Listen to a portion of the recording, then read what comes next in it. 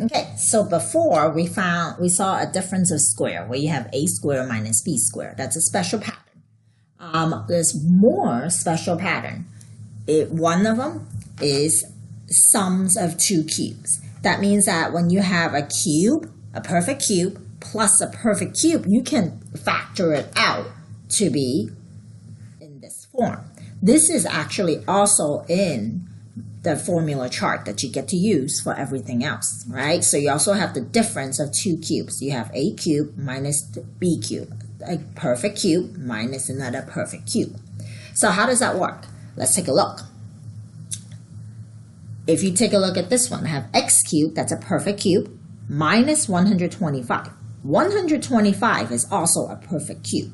I can actually rewrite this into x cubed minus 5 cubed, because 125, I can get that by multiplying 5 by itself 3 times. So now I know that x is my a, 5 is my b, and since this is a subtraction, I'm looking at difference of cube.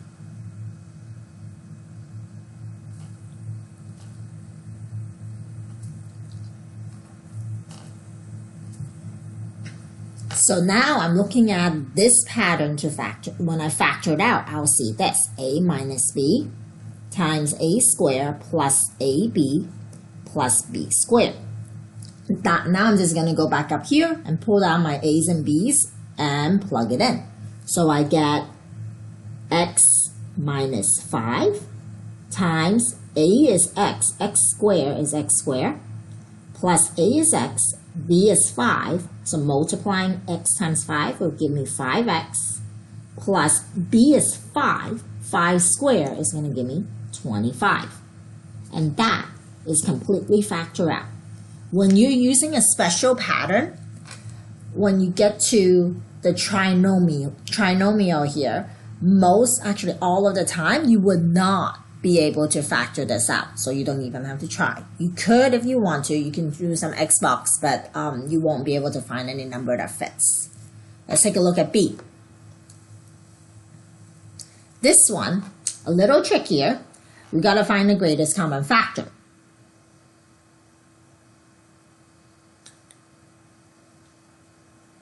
Let's take 2 out of there. So greatest common factor, 2. And then I am going to have an x squared. So we get 2x squared divided out. So I get 8x to the third plus 27. And then x squared divided by x squared is nothing. Okay? All right, taking out the greatest common factor, I now have 8x cubed plus 27.